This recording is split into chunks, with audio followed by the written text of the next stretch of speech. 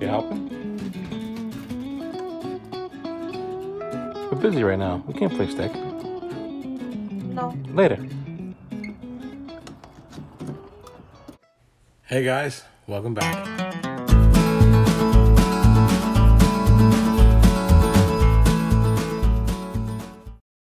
We're putting together these 3 planters that you see behind us. Now, you've probably seen them before in other homestead channels or in farm supply stores. They're usually sold as one solid or one ring that's galvanized, that gets welded or glued with one seam on the end. I found these kits actually on Amazon. I'll put a link in the description if anyone's interested. But they come in small little 1-foot square boxes. They're just individual panels and you bolt them together. The disadvantage to that is that there's a little bit of labor involved. Obviously, you got to put them together. And the edges are kind of sharp on the top, which I have an idea for. But I saved a considerable amount of money on them. When I priced them out, I believe they were well over $100 if you buy the solid ones. These were $44 a pop. The dimensions on these are 2 feet wide by 4 feet long. They make longer ones, like 8-foot long ones. These are gonna go against the lean-to in our garden, and then in between them we might have pots as well. So we're gonna stagger them every 3 and then a pot in between. Then I went and purchased this corner-shaped one for the corner of the garden.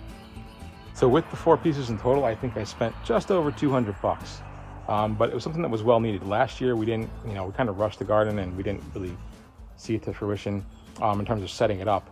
So we didn't have anything along the side of that lean-to. We had planned for that space to be used for raised beds. So getting a little closer. So as you guys can see, they are put together in sections and you have these kind of sharp edges right here.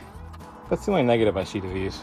My idea for the top of them to protect them is if you guys ever been in an auto parts store, like an AutoZone or something like that, they sell that door trim that kind of snaps on. It's like a U-shaped trim that snaps onto the outside of the door. So if I pick up a couple rolls of that and just slip it over the edge and press it down all around the edges, we'll have a nice, vinyl and plastic protectant so that we don't scratch ourselves on this. So my helper just came out and made his old man a tea. So I'm gonna sip on this thing. It's a little bit brisk out today. And then we'll get set up that last corner shaped one.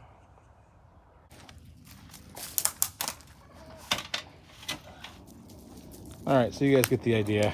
We're kind of staggering them along the lean-to, and we've got that L-shaped one that I've got to still prop up in the corner so it's straight. And then we can put some pots in between them and have some various stuff growing in there. Even maybe some flowers to attract bees and pollinators to the area. But I think this will work out real nice. All right, guys, it's getting kind of late. Sun's going down, but I got everything done that I wanted to do. I've got them assembled. I've got them put in place. Tomorrow, I guess we'll come back and we'll get some compostable material, branches and stuff. Twigs. I think I have some spent hay bales that I might put in there. I'm not sure. They're kind of composting already. And then we'll dress the tops with topsoil. So we can get it filled up. I mean, to fill them all up with topsoil will be a little bit expensive. So we'll fill it up with organic matter on the bottom, and that'll all just break down and turn into nice rich soil in time anyway. So that'll be tomorrow's project. Guys, 2 of our ducks got attacked recently, and Chopsticks here was the only one that was left of the beacons. And we needed another duck as a companion. We can't leave a duck alone, and this guy just showed up. Swear to God, he just showed up out of the blue. He's what you call a Muscovy. He's just gorgeous if you look at him. He's got great coloring on him. It's all green, iridescent green on his back with white underneath. Got his kind of pretty stuff going on his head. And they're like a mated pair now. And even though Muscovies are not actually ducks, they're their own breed, but they are a mated pair. They have been mating, and I have seen Muscovy and Pekin crosses, and they're really kind of neat looking. So it all kind of worked out. Chopsticks got herself a companion. We didn't have to go find another duck, and we really like him. I named him Captain Barbosa. Don't ask me why, but I kind of dig it. Right, dude? All right. All right, I'm back. I unintentionally lied. It's not the next day. It's like a week later. Lots of stuff going on here. I can't wait to share it with you guys, but we're gonna finish up these garden beds right now. What we're gonna be doing is getting some spent hay bales that we have saved over the winter, some sticks and other organic matter, and filling up to make a base. We're gonna be filling up with some soil and some peat moss. I added these whiskey barrels also because I think the plan is she's either gonna do berries in them, or we could even do flowers to attract some pollinators to the area. I went ahead and drilled some holes in the bottom of the barrels for drainage. I made that mistake once. I forgot to do it in my last house. Time got away from me, and all the plants died because it just was no good. It held too much water, obviously. So always remember, if you get these plastic whiskey barrels, drill some holes in the bottom for drainage.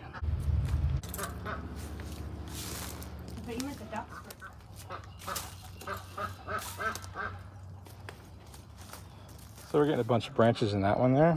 Here's one of the spent hay bales, which you can see it's already starting to compost on the bottom. So we'll get that all separated and start filling that up about halfway with spent hay.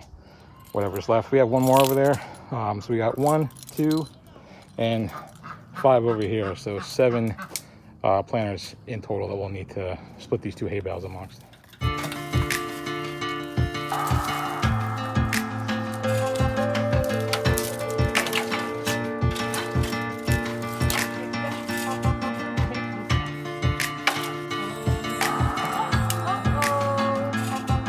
Get it.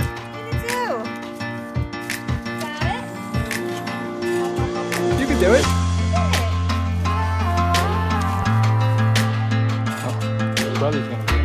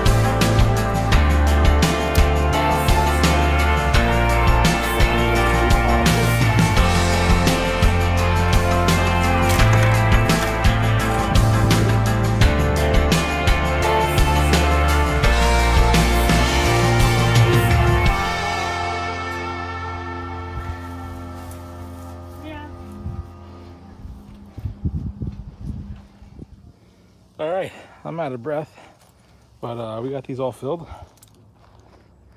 We used some peat moss in combination with soil, so that'll help out a lot. So the purpose of the peat moss has been around since the mid-1900s, and it's kind of revolutionized the way people garden. Kind of has a remarkable way of holding on to water, or managing water in the soil, should I say, and holding on to nutrients that would otherwise leach out of the soil over time. It also doesn't break down as fast as other organic matter, which means that you don't have to keep adding it year after year. One application of it should last you for a couple of years. So adding those spent bales of hay really did a trick. I mean, I think they're so compressed, and when you open them up, it looks like one bale is not going to be enough. But I mean, you start spreading out a compressed flake in there, and all of a sudden it starts taking up a lot of volume. So they worked out great. They were half composted already. So it was just the perfect thing to add to that. In total, we used 12 bags of soil. We use compost that we've been making all year from our yard. And we have one big, huge bag of peat moss. I think it was 3 cubic yards that we put in everything. So not bad. I think in total we spent like $40 on soil and peat moss. Each one of those metal planters right there was 44 bucks on Amazon, so times 3 is 160 bucks roughly, 172. And then the large L-shaped one over here was, I think, $74. So all in all, not a bad investment at all to get the side of this lean-to, or the side of the garden, should I say, ready for planting. Because if you guys remember from last year when I started this garden build, it's like sloped land, so I wanted to have raised beds down at the bottom, and also it's kind of, it doesn't get full sun at the bottom, so we're gonna have an area where we can plant stuff in the raised beds that doesn't require things that need full sun. So I think these raised beds were just the perfect choice for that. Anyway, guys, this is gonna be a short one today. I am filthy, I stink, I share too much information. Anyway, I'm gonna go hop in the shower. We have some incredible things coming up. Actually, one thing I'm gonna start filming tomorrow, which is something we've been trying to do for quite some time now. It's gonna really expand our homestead a lot. Then we have a massive build project starting this Saturday, which is 6 days from today. And then we have an interior project going on. That'll probably take all week. So lots of stuff that I can't wait to share with you guys. So catch you on the next one, guys. Thanks for watching.